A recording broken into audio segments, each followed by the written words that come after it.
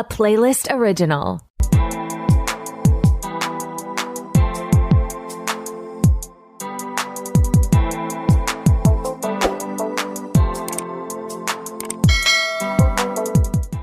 Hey everyone, Jeff here from Films at Home. Thanks for coming back to the podcast and the YouTube channel today for another episode of Coming Soon. Now, Coming Soon's the weekly episode where I cover what's coming out on Blu-ray and 4K this week, talk about some sales numbers, and also cover any relevant industry news. And today, we've got all three of those. I've got 4K and Blu-ray releases to go through for you so you know what's available. I've got some great sales numbers to talk about and some really interesting things. And then a couple of news stories that I want to make sure I touch on that aren't directly physical media home entertainment related, but are physical media home entertainment collecting adjacent that I want to make sure I cover. So first things first, jumping right in, won't waste any time. Let's talk about what's coming out on Blu-ray and 4K this week, April 4th. So first, we've got two big releases from Warner Brothers celebrating the Warner Brothers 100th anniversary. These are going to have their gold slipcovers with the WB100 logo.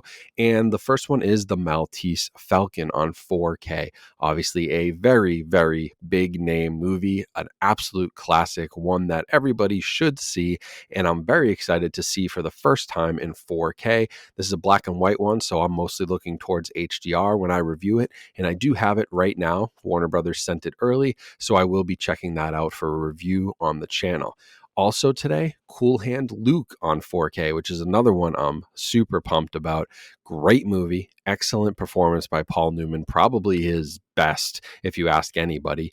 And the 4K release of this, have not seen it yet. I have it on hand. I'm going to review it, but I have high hopes for it. And I have a kind of a high bar for that movie, so hopefully it matches up. Now, also on this day from Paramount, we've got a big Star Trek The Next Generation 4K set. So Paramount's done the other Star Trek movies 1 through 6 in 4K, and I'm not a Star Trek fan, but I believe this would be 7, 8, 9, and 10 in the Star Trek series. But this is the Star Trek The Next Generation set. So you've got a box set with all 4 of those movies from The Next Generation, which you can buy. And then you've got Star Trek First Contact, Star Trek Generations, Star Trek Nemesis, and Star Trek Insurrection, which will all be available in individual 4K releases as well if you want to pick and choose some favorites. So you got the full box set, and then you got a couple individual releases that all share very similar artwork. Also coming out today is an upgrade from the Shout Select line from Shout Factory, and that's Midnight Run on 4K Blu-ray. They previously released this on Blu-ray. It had a pretty solid 1080p HD Blu-ray release, but now they're upgrading that to 4K. So we'll see how it looks. That's one that eventually I'll probably pick up. I'm not in a rush to because I do have the Blu-ray release, but if I can get my hands on it, of course, I'm always happy to review that, and it'll probably be on my list to look out for in a sale at some point in the future. But if you're a fan of that movie, it is now getting the 4K treatment. The last thing on 4K is Cool Hand Luke again, but it looks like there's a Steelbook limited edition that's coming out as well. So if you did want to pick that up, you have some packaging options. Now, on the 1080p Blu-ray format specifically, we got a handful of catalog stuff coming out, some newer movies and some TV shows that I want to touch on, as well as some big box sets from Warner Brothers. So first, from Disney, we have another edition of their Mickey and Friends classic shorts, 10 more classic shorts from the Disney Vault. This is volume 2 of that set. These shorts are from 1935 to 1952, so very early shorts. We also have The Big Easy. That is a release which is coming from Kino Lorber on Blu-ray. I don't actually know this movie. It's Dennis Quaid and Ellen Barkin. It looks like it's some sort of like romantic crime thriller, but I believe that's making a Blu-ray debut there from Kino Lorber. And then Kino also has a new film noir set. So if you've been loving their film noir, the Dark Side of Cinema box sets, they have a new one with Undertow, Outside the Wall, and Hold Back Tomorrow. This is the Dark Side of Cinema 12 Blu-ray set. So they have been going for some time on the film noir stuff, and they're clearly one of the best at it. Also from Paramount, we have Confess Fletch, which this movie just like got buried. It has John Hamm and Aubrey Plaza, and actually from what I've heard, it's pretty decent. Like, people have said that it's actually a pretty good movie and has good performances, and it takes the character of Fletch in a bit of a different direction. But I think it got buried on Paramount Plus, but it is now getting a Blu-ray release, so that's fun. Also from Paramount, we're getting South Park, the complete 25th season. Crazy that show's been on for 25 years. And from our friends over at Shout Factory, we're also getting a release of the early 2000s comedy Envy. Now, this one, I think a lot of people have a soft spot for. Me, not so much, but I know a lot of people are excited about this. It's Ben Stiller and Jack Black. Fun little comedy there. I probably won't pick it up, but I know it has a pretty solid following. I also want to mention that Living with Chucky, that's a Blu-ray release of the documentary done by the daughter of the main puppeteer for the Child Play series, who was the puppeteer behind Chucky. And she goes through and interviews other people who grew up around the franchise or worked on it over the years, and talks about, literally living with Chucky and their experiences within this franchise. So if you're a big fan of Child's Play and that franchise, or maybe just horror movies in general, that's a cool one to check out. And then from Severin, we're getting a pretty sweet release if you like bad movies. Wings of Disaster, the Birdemic trilogy. If you don't know Birdemic, it's like widely known as one of the worst movies of all time, but sort of purposely so. It's like it was made very cheekily, like they knew what they were doing. And it's now got a trilogy. I didn't actually know this. I didn't know there were 3 movies, but Severin Films has all 3 of them in a really cool box set. It's only like $45, so it's not even a crazy price, but you get all 3 Birdemic movies. So if you're into that, this is a good one for you. Now, to round things out here, if you're an anime fan, this is the only one on the list that I recognize, but Cowboy Bebop is getting a 25th anniversary Blu-ray release. Looks like there's a standard package and a pretty cool box set, so if you're an anime person, that could be a cool release. And then these Warner Brothers 100th anniversary sets are coming out. There's 4 different sets. Each of them have 25 films.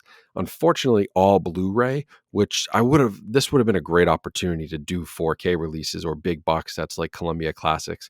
They don't have all these movies with 4K transfers, but there's basically 4 volumes. There's award winners, there is comedies, dramas, and musicals. There's fantasy, action, and adventure, and then thrillers, sci-fi, and horror. And it's a compilation of 25 movies from each of those genres in a big box set on Blu-ray. So if you're still buying Blu-ray, if you haven't upgraded to 4K yet, those could be kind of cool sets. The thing with buying those as a 4K person myself who's upgraded, even if most of those movies have already come to 4K or even just a good chunk of them, the chances are those are Warner Brothers, like, say, best 100 movies.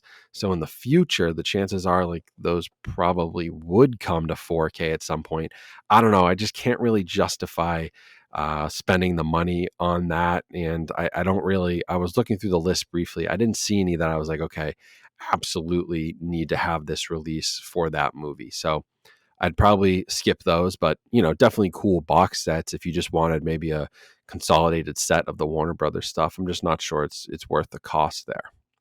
So that's what's coming out on Blu-ray and 4K. A lighter week than usual. I actually, in past weeks, I've had to sort of cut this down. I pretty much covered every release that's coming out this week. But now shifting over to Media Play News and the sales numbers. So I was looking first at top disc sales, and this would be for the week ending 3/25. Remember, we're always a week behind on these sales numbers. So we're talking about movies releasing on April 4th. We're talking about sales numbers for the 2 weeks prior, the week that ended last Friday, I believe, the 25th, March 25th. Let's double check my math. Saturday. So it goes Saturday to Saturday, but you're always a week behind. So in this week, we're looking at movies like Megan. We're looking at Star Trek, Strange New Worlds. We're looking at Babylon, that type of thing, which we talked about a couple weeks ago. Now, the number one movie was Megan. Sold the number one seller for the week, 51% on Blu-ray, 49% DVD. So split right down the middle, pretty much 50-50. People still buying DVDs of a movie like Megan. I understand it, but at some point, hopefully we can get these people to upgrade and start to buy Blu-rays. But worst case, at least they're buying physical media. Number 2 remained A Man Called Otto. So that had a pretty strong showing. It was number 2 last week. It was number 2 this week as well.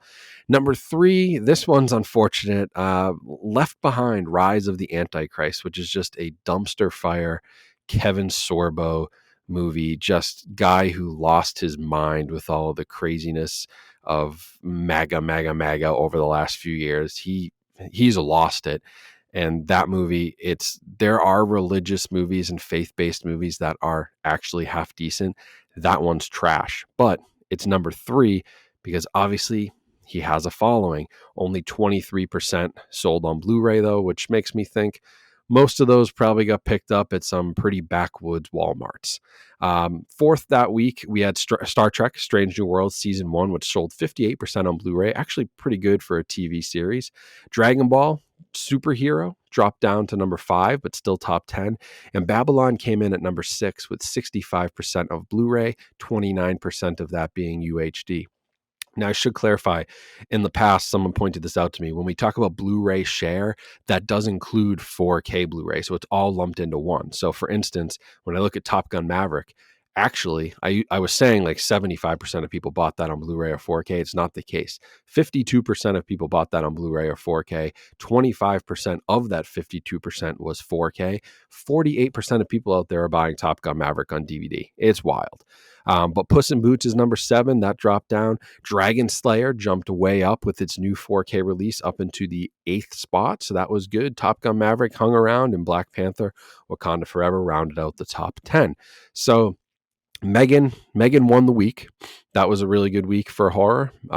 Big box office returns, huge disc sales. But if we actually look at the top selling Blu-ray discs only for this week, Dragon Ball Superhero is still number 1. It held the number 1 spot back-to-back weeks. It's only available on Blu-ray, so all of its sales go to Blu-ray. But shout out to the Dragon Ball Z fans, because boy, are they keeping things going. And Crunchyroll has done some good releases and is selling a ton. Megan came in at number 2, and then the rest of it sort of rounds out the same way. Star Trek, Babylon, Dragon Slayer with the new 4K, Puss in Boots, A Man Called Otto, Everything Everywhere All at Once still remained high in the Blu-ray specific sales. And then Left Behind, Rise of the Antichrist was at number 9 because most of those sales were DVD. Also of note, Inland Empire from the Criterion Collection came in at the number 12 spot, sharing 22% of the market. Now, for 4K discs and the best sellers this week, it's Dragon Slayer. Babylon's number 2, so shout out to Paramount. If you look at this list, Paramount actually has 6 out of the top 10, or 5 out of the 4 out of the top 10. What am I saying?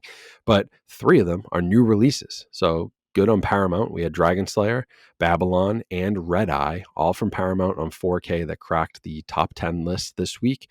Everything Everywhere All at Once dropped from number 1 down to number 3. The Rocky IV Steelbook creeped back up into the number 4 spot with that re-release. And John Wick, the new box set, Black Panther.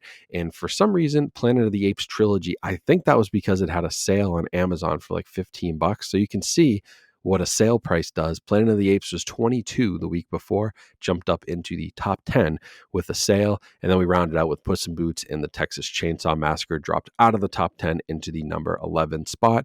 And another quick note, Heat, which also was on sale, dropped from number 6 to number 12 now that sale ended. So you can definitely see how sales 100% affect what's selling each week. If a title goes on sale at Amazon, it can jump many spots in the charts and definitely gets a good chunk of sales. Now, we talk total disc revenue for these. We go back actually 3 weeks. So we're back to the week ending March 18th in this case, but pretty good week. We're only down 17% from last year, and Blu-ray revenue was only down 1.8% from the same week a year ago. So some of those big titles like Dragon Ball, like Megan, like those 4K releases from Paramount, those drove Blu-ray sales. Blu-ray still making $10, $11 million every single week for studios and boutique labels out there.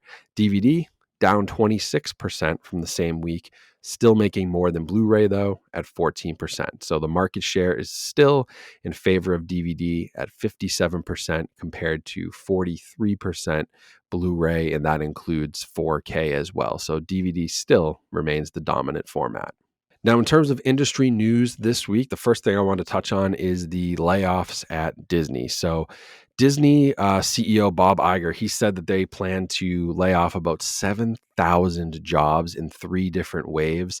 And the first waves came this week, and the next come in April. And then by the summer is the 3rd wave. So this is all cost saving for them. That's what they're calling it, of course. Everybody's laying people off right now because they overhired during the pandemic, and they thought that that economy would just apparently last forever, which like anybody with more foresight than the 6 months out could tell that wasn't going to last forever. The streaming boom wasn't going to last forever. Theatrical stuff would come back.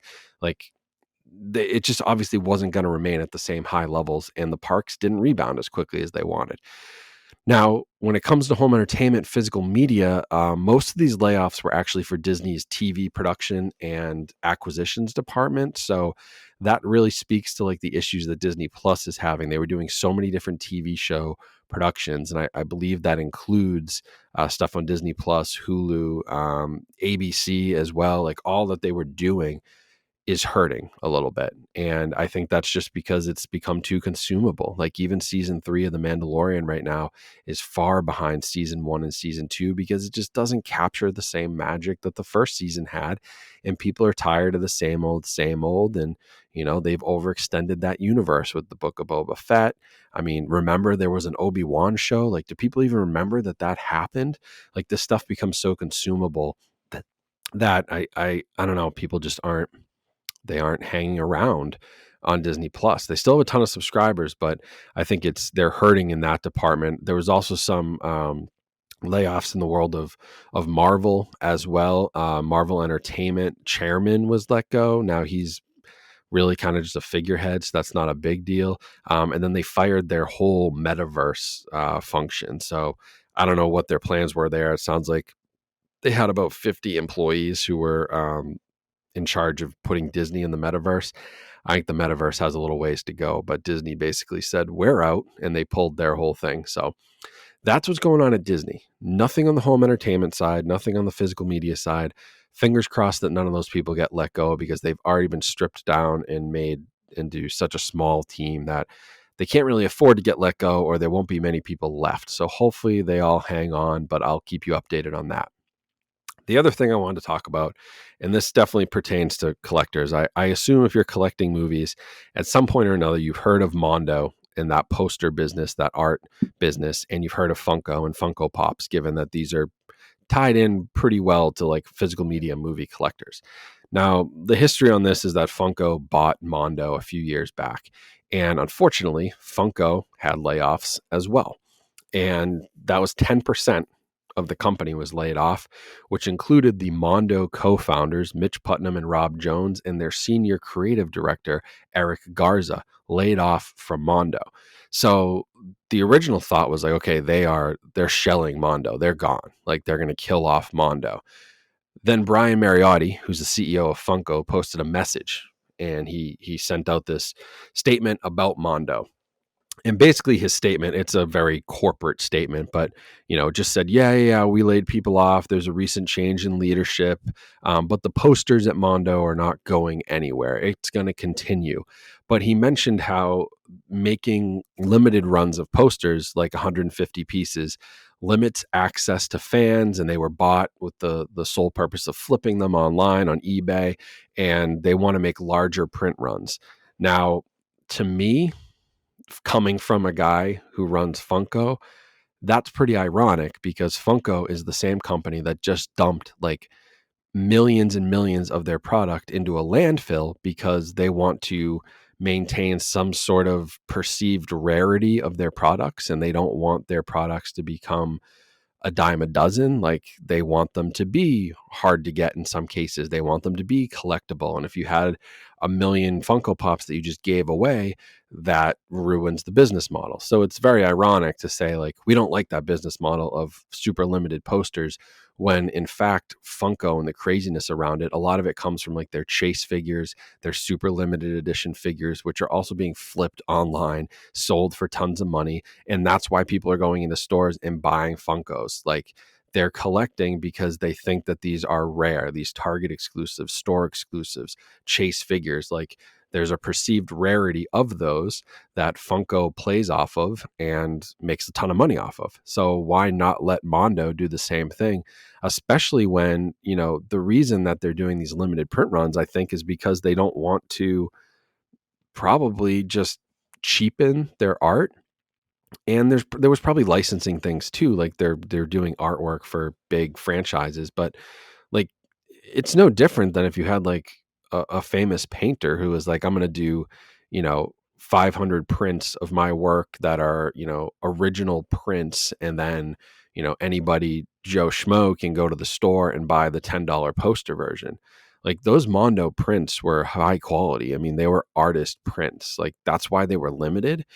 I don't know. It just seems kind of crazy. And they just stripped the leadership, and clearly they're going to make Mondo a corporate entity that just cheapens what they're doing, because they're just going to sell it millions and millions and millions of times over, which means it has to be sort of able to be mass consumed, which means the artists lose their creativity and they lose their uniqueness, and kind of makes the whole brand a little bit boring, to be totally honest. So I don't love it. I don't love the statement by the guy who runs Funko there. It is totally counterproductive to everything they're clearly trying to do with Funko, where they're trying to build up this collector mentality with this perceived rarity, and I just don't think it's going to work. So I wish all the best to Mondo. I hope these guys who co-founded such a great company that did great things can go and do something else. Maybe they're finally free from the corporate overlords at Funko and they can go do their own thing. But I wish them all the best. They did great, and it's a shame. We'll see. Still to be seen where this goes, but I think it's a real shame what they've done to Mondo. So hopefully it gets better. But anyway, that's this week. That's April 4th. That's coming soon. So now you know what's coming to 4K. You know what's coming to Blu-ray. You know how the sales are going. You know how the industry's trending, and you know what's going on in the news. And hopefully this was all a nice little snapshot to kick off your week. And hopefully it helps you guys stay in touch and stay up to date with everything that's going on. So if you want more episodes like this, they're all on the podcast. They're all on the YouTube page. They're on every audio app. Make sure you're following, subscribed, all those fun things wherever you're listening or watching, so you never miss an update. And of course, let me know in the comments what you guys think of this episode. Follow me on social media, and make sure to check out all the different links in the description for ways you can support me. So thank you for listening. Thank you for watching. I hope you guys have a great rest of your day. Enjoy the rest of the week, and I will talk to you very soon. Coming soon. Be sure to subscribe to the Films at Home podcast using your favorite app so you don't miss another episode. And while you're there, don't forget to rate and review this podcast, which helps us out tremendously. You can also help support us by watching our short form content over on YouTube and TikTok by searching Films at Home. Follow us on Twitter and Instagram at films_at_home. The intro and outro were created by Elin Osborne. Thanks for listening. We'll see you next time.